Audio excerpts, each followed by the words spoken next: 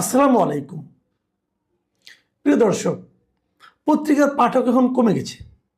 পত্রিকার উপর মানুষের বিশ্বাসযোগ্যতাও কমে গেছে। মানুষ পত্রিকাগুলোকে, নিউজ পেপারকে অথবা কনভেনশনাল মিডিয়া যেগুলো আছে সেগুলিকে মানুষ অতটার বিশ্বাস এখন করে না, তাদের উপর নির্ভরও করে না। কেন করে না, এই প্রশ্নটা নিয়ে নানা সময় নানা আলোচনাও হয়েছে। আচ্ছা, শুরুতেই আমি বলি, যদি কোনো মিডিয়ার মালিক বলে যে আমার মিডিয়াতে যারা সাংবাদিক আছেন তাদের একটা ভালো রিপোর্ট করার ক্ষেত্রে সবচেয়ে বড় বাধা হচ্ছে আমি নিজে। মানে যখন কোনো একটা রিপোর্ট তারা করতে চায়, কোনো একটা নিউজ তারা করতে যায়, সেই রিপোর্টের জন্য যদি কারণে যদি কারো ক্ষতি হয়, সেই সম্ভাব্য ব্যক্তি যদি আমাকে ফোন করে, তখন আমি ফোন করে সেই রিপোর্টটা থামিয়ে দিই। যদি কোনো মালিক এ কথা বলে, তাহলে তারপর কি আর সেই মিডিয়াটা এবং সেই মিডিয়ার উপর আপনার আস্থাটা আর থাকবে? থাকবে না। কারণ ওই মালিকের কাছে যত লোক পৌঁছতে পারে, তাদের কারো ব্যাপারে, কারো অন্যায়ের ব্যাপারে, কারো দুই নম্বরের ব্যাপারে কোনো রিপোর্ট তার প্রচারিত হবে না। মালিক বলেছেন। কোন মালিক বলেছেন? এই সমকাল পত্রিকা এবং সমকালের একটা টেলিভিশন আছে চ্যানেল 24, এই দুইটা প্রতিষ্ঠানের যিনি মালিক, দুইটাই কিন্তু বেশ জনপ্রিয় পত্রিকা, দুইটাই জনপ্রিয় মিডিয়া। এদের মালিক একে আজাদ উনি নিজে বলেছেন যে যার বিরুদ্ধে সংবাদ হবে প্রথম ফোনটাই আসে আমার কাছে, এবং তিনি বলতেছেন যে আমি নির্দ্বিধায় বলতে পারি তারা মানে সাংবাদিকরা স্বাধীনভাবে কাজ করতে পারছে না। কেন স্বাধীনভাবে কাজ করতে পারছে না?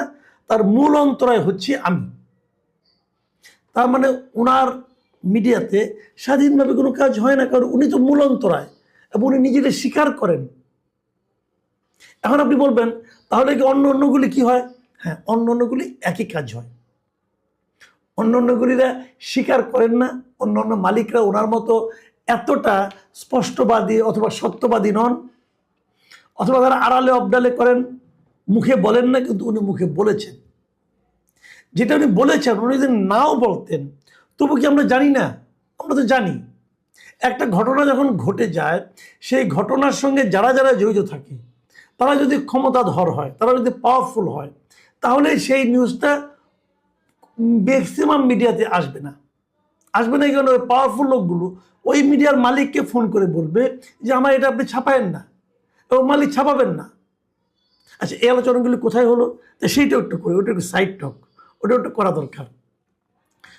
গতকালকে এবং আজকে দুদিন ধরে ঢাকায় একটা বাংলাদেশ জার্নালিজম কনফারেন্স নামে একটা বিশাল অনুষ্ঠান আয়োজন হয়েছে। বিশাল বললাম কেন? বিশাল বললাম এটা একটা 5 তারকা হোটেলে আয়োজন হয়েছে, মানে বিশাল অঙ্কের টাকা পয়সা ব্যয় করে হয়েছে। এই ব্যয়টা কে করেছে, কারা আয়োজন করেছে? আমাদের দেশের একটা প্রতিষ্ঠান আছে, নাম বলে মিডিয়া রিসার্চ ডেভেলপমেন্ট ইনিশিয়েটিভ, সংক্ষেপে MRDI। প্রতিষ্ঠানটাকে আমি চিনি, এটা একটা এনজিও আর কি। ভালো দোকান হিসেবে খুব উন্নত মানের দোকান। বিদেশ থেকে ফান্ড টান্ড আনে, এরকম দু একটা অনুষ্ঠান করে, লাভ লোকসান কিছুটা হয়, লোকসান হয় না, লাভই হয়। এবং এটার যিনি প্রধান, তাকেও অনেক বছর ধরে আমি চিনি। তার সময় উন্নতি হচ্ছে, আর উন্নতি কামনাও করি, কোনো সমস্যা নাই। তবে উনি কখনো খুব কোনো সাংবাদিক ছিলেন বলে আমি জানি না, তবে উনি সাংবাদিকতা নিয়ে অনেক রকম কাজকর্ম করেন। যাই হোক, এই একটা সম্মেলন হয়েছে, দেশি বিদেশি অনেক সাংবাদিকরা এখানে এসেছে, এবং এটা শুরু হওয়ার পর থেকে আমি দেখেছি এর মধ্যে আমাদের দেশের অনেক প্রথিতযশা সাংবাদিকরা এই অনুষ্ঠানে কোনো আমন্ত্রণ পান নাই। খুব স্বাভাবিক, ওনারা তো সবাইকে আমন্ত্রণ করতে পারবেন না রে ভাই। ওনাদের মোট অংশ নিচ্ছে 550 জন। তার মধ্যে বিদেশেরও বেশ কয়েকজন আছে, বিভিন্ন দেশ থেকে সাংবাদিকরা ওনারা দাওয়াত করে নিয়ে আসছেন, তারা এখানে আসছে, এবং দেশের সবাইকে তো তারা দাওয়াত করতে পারবে না। তারপরে ওনাদের আবার কিছু কোটাও আছে, যেমন প্রথম আলো, ডেইলি স্টার, এগুলো হলো ওনাদের বাধা খদ্দের আর কি। আগে এদেরকে নেবে, অথবা এদের এখানে যারা কাজ করতো আগে অন্য কোথাও চলে গেছে তাদেরকে নেবে, তারপরে যদি কিছু থাকে তাহলে তো অন্যদেরকে ডাকবে, তাই না? যারা আফসোস করেছেন তাদেরকে বলবো ভাই দুঃখ করেন না। এটা হলো একটা অভিজাত শ্রেণীর সম্মেলন হয়েছে, মানে অভিজাত সাংবাদিকদের সম্মেলন। ঠিক আছে, এখানে আপনারা হলো আম সাংবাদিক, এটা আপনারা পাবেন না দাওয়াতে, খুবই স্বাভাবিক। যাই হোক, সেটা সাইড টক, ওটা নিয়ে আলোচনা না করি। একটা সম্মেলন হয়েছে ভালো, এটা নিয়ে আমার কোনো মানে আমি বরং খুশি যে বিদেশে কীভাবে সাংবাদিকতা হয়, আমাদের এখানে কীভাবে হয়, এটা নিয়ে মত বিনিময় হয়েছে, খুব ভালো হয়েছে।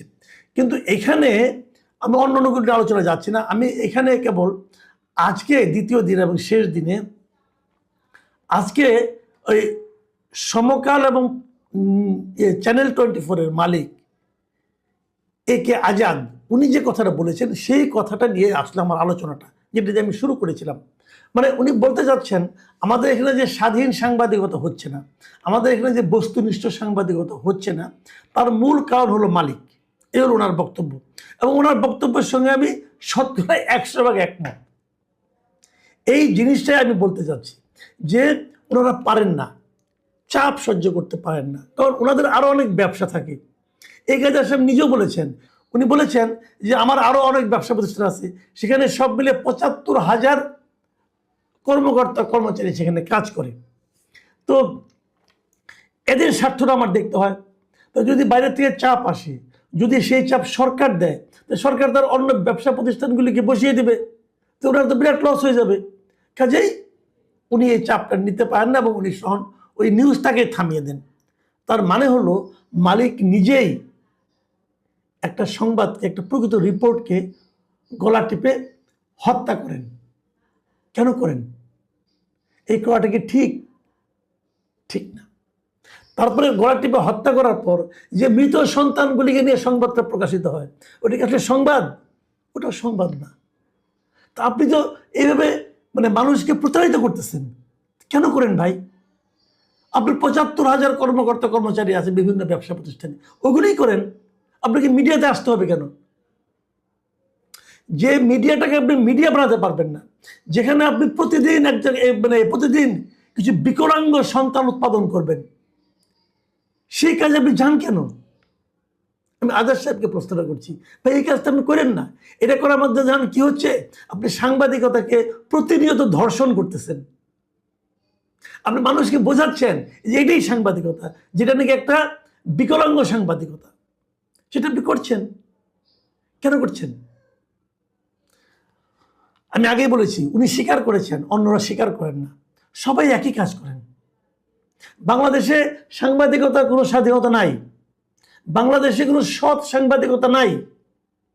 ভাই আমি নিজে আজকে 36 বছর উপরে হয়ে গেছে আমি সাংবাদিকতা করি। আমি গত 2-3 বছর ধরে চাকরি করি না, এখন ফ্রিল্যান্সিং করি। এই কারণেই ফ্রিল্যান্সিং করি যে আমি কোনো প্রতিষ্ঠানে চাকরি করতে পারবো না আসলে। কারণ চাকরি করতে গেলে ওই মালিকের স্বার্থের কথা আমাকে প্রতিনিয়ত চিন্তা করতে হবে, যা আমি আগের বছরগুলিতে করে এসেছি এবং করতে করতে বুঝেছি যে ওখানে থাকলে সাংবাদিকতা করা যাবে না। তো বেরিয়ে এসেছি, এখন বলছি। কিন্তু তাহলে আপনারা যেটা করছেন ওটা তো সাংবাদিকতা নয়, ওটা তো বিকৃত সাংবাদিকতা। বিকৃত মানে আপনি সোল্ড হয়ে গেছেন ওই গোষ্ঠীর কাছে। বিকৃত মানে আপনি স্বাভাবিক না অস্বাভাবিকতার মাধ্যমে বিকলাঙ্গতা আপনার সাংবাদিকতার মধ্যে আপনি প্রচার করছেন। কেন করেন? প্রত্যেকটা প্রতিষ্ঠান যেগুলি যে কোনো বড় বড় পত্রিকা আপনি দেখেন, এগুলো কোনো না কোনো বিজনেস প্রতিষ্ঠানের কিন্তু মিডিয়া। ডেইলি স্টার, প্রথম আলোতে বড় বড় কথা বলেন, তাই না? ওনাদেরও মিডিয়া আছে। আপনি দেখবেন এই দুইটা পত্রিকায় ওষুধ দিয়ে কখনো কোনো রিপোর্ট হবে না, কারণ ওদের নিজস্ব ওষুধ কোম্পানি আছে। ওই ওষুধ কোম্পানিগুলোর মধ্যে একটা ঐক্য আছে, এটা করা যাবে না। KFC, পিৎজা হাট, এগুলি নিয়ে কখনো আপনারা এই ডেইলি স্টারের প্রথম আলোতে কোনো রিপোর্ট পাবেন না, খারাপ করলেও পাবেন না। এরকম বহু উদাহরণ আমি দিতে পারবো।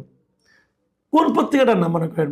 যুগান্তর, এটা হলো যমুনার পত্রিকা। যমুনা গ্রুপে কোনো নেগেটিভ কথা কেন আসবে না?